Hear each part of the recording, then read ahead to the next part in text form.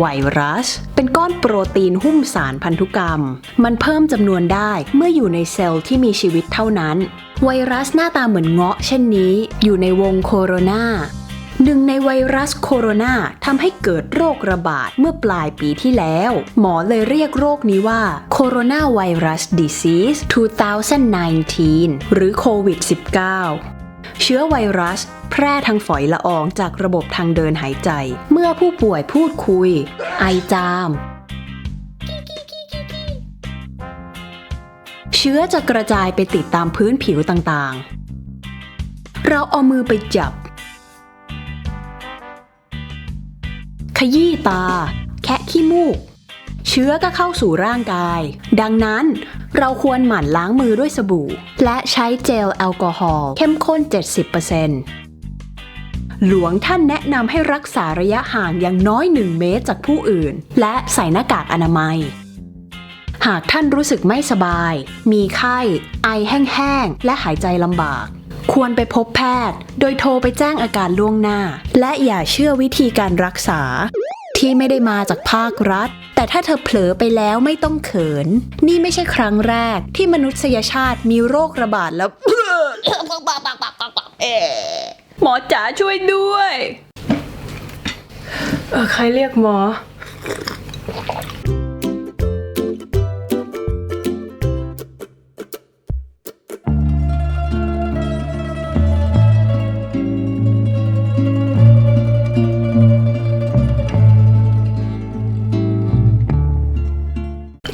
My lovelies หมอน้ำใสค่ะทักทายจากมิลาน darling ท่านที่รับชมอยู่ที่อยุธยาเป็นอย่างไรบ้างคะเพิ่งเปลี่ยนราชวงศ์ไม่ต้องเครียดไปค่ะยุคพระเจ้าปราสาททองเนี่ยการค้าขายรุ่งเรืองมากค่ะ ตอนนี้การละโรคระบาดหนักปีที่แล้วเมืองมิลานมีประชากร 130,000 คนเดี๋ยวสิ้นปีนี้จะเหลือ 70,000 คนแล้วการละโรคหรือเพลกเป็นโรคระบาดรุนแรงจากเชื้อแบคทีเรีย Yersinia pestis ที่เข้าสู่ร่างกายคนเมื่อถูกหมัดของหนูกัดแต่เรายังไม่รู้ที่มานี้หรอก เอาใหม่ตั้งใจเป็นหมอหน่อยการละโรคเกิดจากไมแอสมาที่แปลว่าไอพิษค่ะสสารที่เน่าเปื่อยเช่นกองขยะโคลนตมในทางระบายน้ำซากพืชซากสัตว์จะปล่อยไอพิษลอยมากับอากาศพอเข้าสู่ร่างกายเราก็ทำให้ป่วยไมแอสมาเป็นผงเล็กๆที่มองด้วยตาเปล่าไม่เห็นแต่เรารับรู้การมีอยู่ของไอพิษนี่ด้วยกลิ่นเหม็นค่ะดังนั้นหมอการโรคต้องใส่ชุดป้องกันให้มิดชิดชุดที่เราจะใส่เนี่ยเป็นสิ่งประดิษฐ์ของคุณหมอชาร์ลส์เดอโลคอมหัวหน้าทีมแพทย์ประจำราชสำนักฝรั่งเศสเพิ่งเปิดตัวเมื่อปีที่แล้วเองเริ่มเตรียมชุดกันค่ะเสื้อคลุมตัวยาวปิดคอถึงข้อเท้าทำจากผ้าก่อนใส่ต้องลงขี้ผึ้งไม่ให้ไอพิษซึมเข้ามาโดนตัวเราได้ค่ะ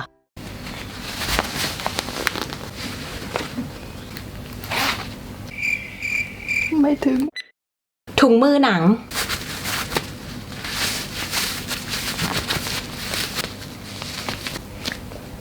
ใส่ยากหน่อยคู่นี้เราใช้มาสักพักแล้วเปื้อนเลือดบ้างเปื้อนหนองบ้างแต่ยังไม่มีกลิ่นค่ะระหว่างตรวจคนไข้หลายคนก็ไม่ต้องถอดล้างโรคร้ายไม่ได้ติดมือหมอมาซะหน่อยที่เราต้องระวังคือไอพิษลอยในอากาศค่ะดังนั้นเตรียมหน้ากากอนามัยกันเถอะถ้าหมอมีตังก็ใช้หน้ากากหนังถ้าประหยัดก็ใช้ผ้าเคลือบขี้ผึ้งค่ะมีช่องตาทำจากแก้วใสที่ว่างสำหรับยัดเครื่องหอมทำเป็นรูปจะงอยปากนกยาวประมาณ6 นิ้ว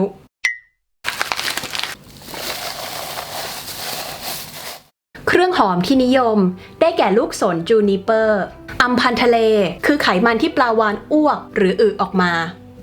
ออกได้2 ทางดอกกุหลาบใบมิ้นท์การบูนการพลูกำยานมดยอบและลาวดันนุมมันคือฝิ่นสกัดเข้มๆหน้ากากมี2 รูสำหรับอากาศเข้าออกเครื่องหอมที่ใส่ไว้จะดักจับไอพิษในอากาศหมอทิ่มจมูกไปหายใจที่ไหนก็ไม่ติดโรคค่ะ สำหรับคุณหมองบน้อยใช้ฟางหรือฟองน้ำชุบน้ำส้มสายชูยัดจะงอยปากแทนก็ได้ค่ะอาจเป็นกลิ่นที่ไม่ค่อยโสภาเวลาแปะอยู่บนหน้าแต่อดทนหน่อยค่ะเพิ่งเริ่มเป็นหมอกาฬโรคอย่าเพิ่งถอดใจทางการจ่ายเงินเดือนให้สูงกว่าหมอทั่วไปแถมเธอยังเรียกเก็บค่ายาพิเศษจากบ้านคนไข้รวยๆได้อีกด้วยหมอกาฬโรคเป็นอาชีพที่ขาดแคลนค่ะจริงๆคนผ่านตัวมาทำเยอะนะคะตั้งแต่คนที่เรียนแพทย์ไม่จบหมอโรคทั่วไปที่ไม่มีชื่อเสียงช่างตัดผมคนขายผลไม้แต่ไม่รู้หายไปไหนกันหมดทำยังกระตายงั้นแหละใช้ผ้าพันเพื่อไม่ให้มีช่องว่างหมวกปีกกว้างที่หมอชอบใส่กันจนเป็นสัญลักษณ์ของอาชีพหมอไปแล้วห้อยถุงเครื่องหอมเพื่อกระจายพลังหอมดักไอพิษกระเป๋าเครื่องมือกระเทียมมีฤทธิ์ฆ่าเชื้อแบคทีเรียเลยเป็นยาวิเศษที่ท่าทางได้ผลอุ๊ปส์อะไรคือเชื้อขอโทษค่ะฉันดมฝิ่นอยู่อีก45ปีถึงจะค้นพบเชื้อโรคนั่นแหละหมอทุกคนห้อยติดตัวไว้หยิบใช้สะดวกนั่งพักก็กินเข้าไปเองด้วยจะได้หอมหวนไม้ตรวจคนไข้ใช้ฮึบเปิดผ้าคลุมคนไข้ชี้โบชี้เบให้ญาติเขาเห็นว่าป่วยตรงไหนจับชีพจรผ่านไม้ก็ได้และใช้จิ้มให้คนไข้พลิกไปพลิกมาโดยไม่ต้องไปโดนตัวคนป่วยเลยแถมยังใช้ไล่คนที่มายุ่งวุ่นวายได้ด้วยหมอเนอะเอาล่ะไปทำงานกันเถอะเศร้าเอ่ยจงทำให้วงตระกูลนั้นได้เพิ่มพูนศักดิ์ศรีโดยพบคู่ครองที่ดีวันนี้ถึงโอกาสทอง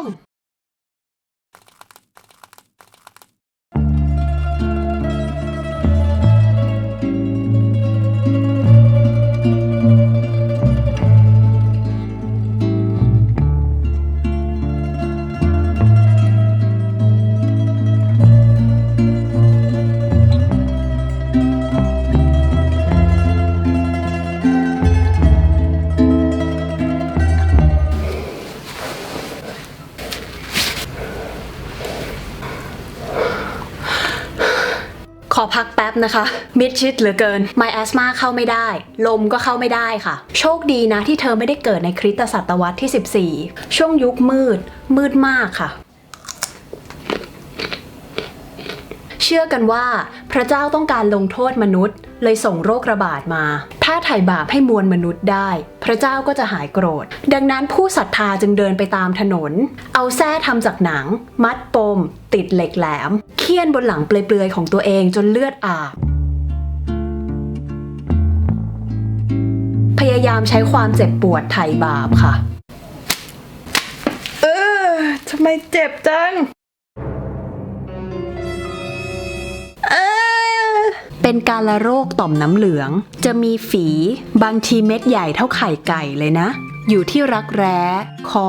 หรือขาหนีบเพราะต่อมน้ำเหลืองอักเสบทำให้เรามีไข้ปวดหัวอ่อนเพลียของเหลวในร่างกายคนมี4อย่างเราร้อนและปวกเปียกแบบนี้แปลว่ามีเลือดมากไปค่ะต้องเอาเลือดออกจากตัวถ้ารักษาคนไข้ปกติเราก็จะเอามีดกรีดแต่สำหรับพวกติ๋มมีตังก็จะใช้ทากดูดเลือดให้เราติ๋มแล้วเป็นหมอ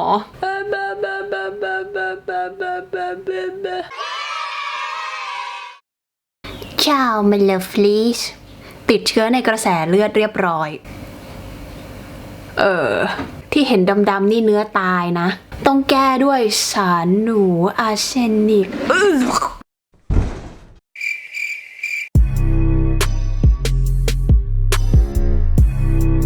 ฉันคือเพลกด็อกเตอร์2020เป็นโควิด-19สินะก่อนจะโดนตัวกันขอฆ่าเชื้อก่อนนะ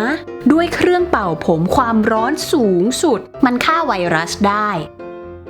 มาเริ่มกันที่กระเทียมเห็นไอ้ที่ห้อยเอวฆ่าไหมเนี่ยงั้นลองขิงซอยไหมนี่คือลูกลำโพงม่วงกินแล้วต้านไวรัสได้เพราะมันหน้าตาเหมือนไวรัสโคโรนา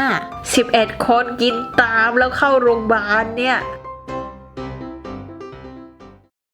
คลิปนี้ได้รับการสนับสนุนจากสำนักงานโครงการพัฒนาแห่งสหประชาชาติและสหภาพยุโรป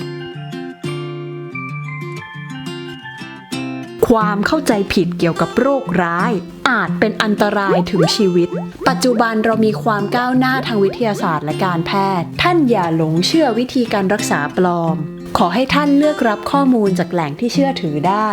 เว็บไซต์ของสำนักงานโครงการพัฒนาแห่งสหประชาชาติและสหภาพยุโรปอยู่ในกล่องข้อความข้างล่างค่ะ